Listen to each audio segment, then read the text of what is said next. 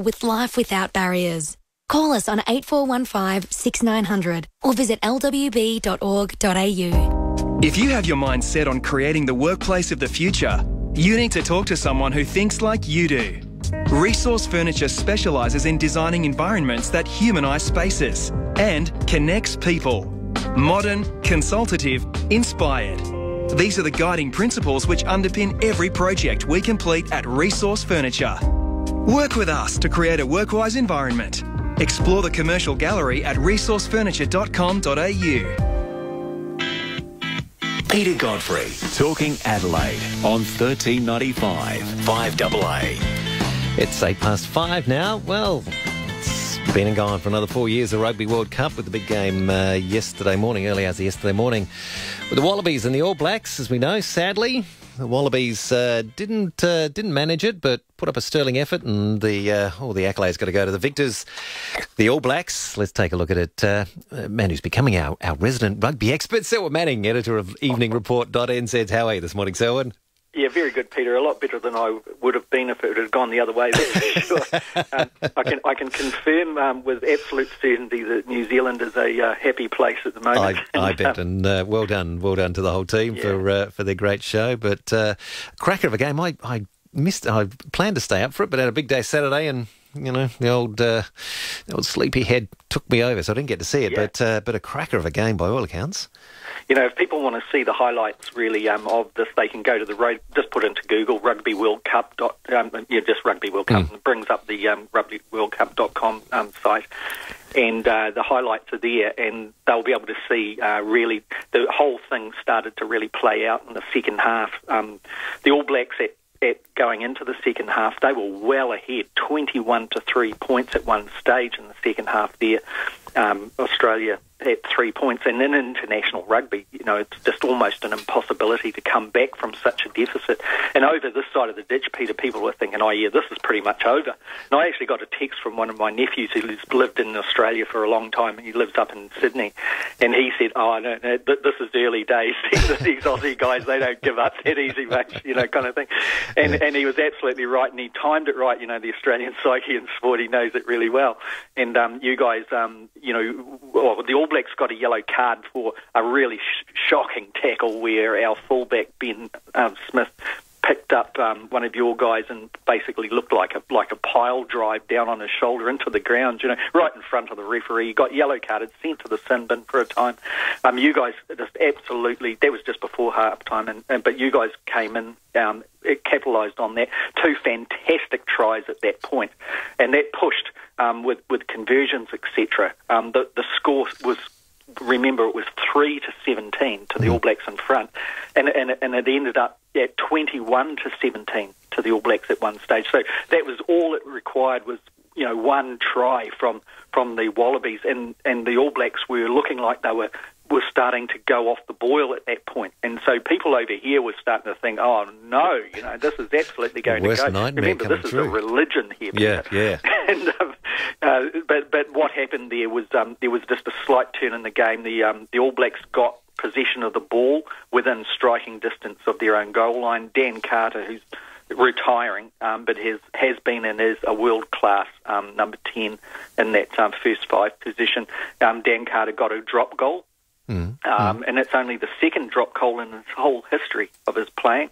The other one was in the last game with South Africa, so he's just pulled those out of the hat in this World Cup. And that put the All Blacks just in a safe kind of zone. Anyway, and then there was a couple of brilliant tries. They were absolutely equal to the Wallabies tries in the second half. The All Blacks ran those in, and it ended up 34-17. But that score didn't reflect exactly what was going on in that second half. That was fantastic world-class rugby, and it really showed what we all believe here in New Zealand to be a showcase for those Northern Hemisphere teams. That this is how it should be played. This is how it should be played, It's been over here. Should I run through some of the headlines? Are fantastic. Yeah. So what are they saying? New Zealand Herald first. Its coverage has been sterling, with a real posse of top rugby writers here. Now, it's headlines that runs through, and it's Steve Hansen, which is the All Blacks coach, and he's saying, I likely won't be there after 2017. So that's, that's going to have everyone thinking, oh no, what's going to happen with the coach looking like he's moving off? And then the next headline, this is the front page, this isn't the sports section, this is front page. Just call this month Danvember. They're saying, forget November, call it Danvember. This is after Dan Carter. There's just a superstar there. And then the next headline is, will Richie McCaw retire? So there was always an expectation that Richie McCaw would announce his retirement at the conclusion of the Rugby World Cup, and this is there's been a bit of bit of debate about that, because he hasn't been absolute after the World Cup thing. He says, I just want to enjoy this moment for a few days before I kind of make my mind on those things, or speak my mind on those things. So, the headlines just go on and on and on, how McCaw inspired Lucy's to new heights. That's the loose forwards in the game and all of this type of thing. We go across to Fairfax's stuff.co.nz website. It's, please don't go, could Richie do one more Rugby World Cup? It's all this kind of fawning, pleading kind of stuff. And then it starts talking about, on that one, the Lions tour. Is that going to be the end now? There's a British Lions tour that will be in New Zealand next year, and New Zealand always very much enjoys those particular games. Now, across the ditch, if we look at that, the Sydney Morning Herald, it is just updated its front page, and it's been looking at a thing they're devastated. Giteau, he targets Chika with a gobful. Now, what they're talking about there is, your fantastic player there, Giteau, he suffered minor concussion, appeared to wander around the field at one stage yesterday during the game. The coach ordered him off the field and apparently gave him a bit of an earful. So there's a bit of drama coming through there. And also there's been very little, if not none, no coverage of this incident, but the Australian media seems to be picking up on it. In New Zealand, it's just not been covered at all. The headline in the Sydney Morning Herald there, was Pocock's stomp deliberate? And what they're talking about there is the TV footage apparently picked up what looked like a deliberate stomp by your David Pocock, star player, world-class player, hugely respected in New Zealand for many things, even from his political views. And he appears to have deliberately stomped on Richie McCaw, the All Black captain, in his face. McCaw gets up from it and kind of wipes his head, looking a bit, what the earth is going on there. There's very little blood, and the play continues on. But that's not a big deal over in New Zealand. They are still celebrating Pocock's contribution, saying that he's just something else. He's a fantastic player. So that looks like the whole tapestry of it, Peter. Yeah, no, indeed. I guess a lot's going to be made about the future for the Wallabies. Just trying to find some good stuff for us out of it. But yes. Michael Cheika, the coach, I mean, he seems, from what I've seen recently of him on the news, he's a bit of a character to start with. Yeah. But a lot of promise with him as coach for Bledisloe. Platform set for the Bledisloe Cup success in the immediate future, and then maybe a serious tilt in 2019. So, how's he? Yeah, well, that's right. I mean, this Wallabies team, it's on fire, really. Remember that this absolutely blitzed through the pool of death. It put the top teams out of contention. And so they came into the quarterfinals showing signs of that. Pocock in particular, we're mentioning him. He was battered. This guy's got obviously big heart. But the coach, if you go back 2 years ago and you still had Robbie Deans there. Now, Robbie Deans was from Canterbury in New Zealand. That's the county around Christchurch in the South Island. He played for the All Blacks in his own career years ago. Now, he never fired as a coach here, apart from I'll get slaughtered by the Canterbury Rugby Union here. But, he was a good coach there, but he never fired in Australia. And it was always believed that, he just couldn't suss out the Australian, the approach to play, to approach to sport. Whatever the reason was, the Wallabies really didn't look like a unified pack from this side of the ditch during those years. Now, with your man Chika coming in, Chika, he's a different kettle of fish. He's got the attitude. He obviously understands the team. He's building it.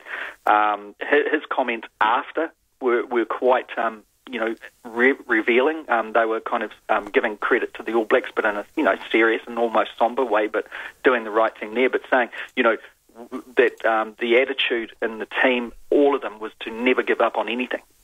And but then the ball skills are coming through, the confidence in the play is coming through, the ability to throw that ball around like you guys do in your Aussie rules, with confidence right across the field to get your playing going.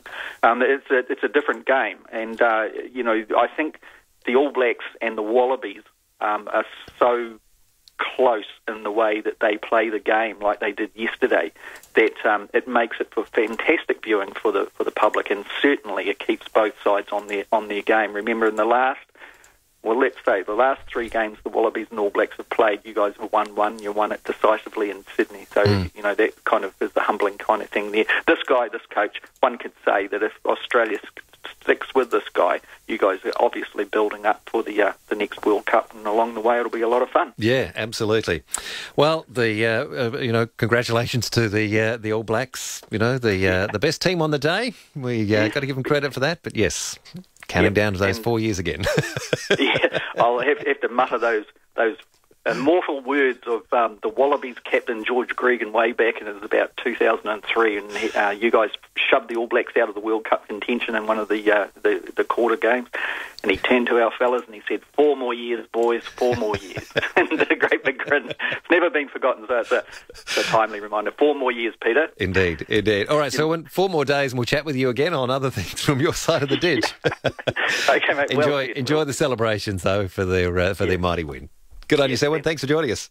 See ya. Bye. See you, mate. Bye-bye. Selwyn Manning.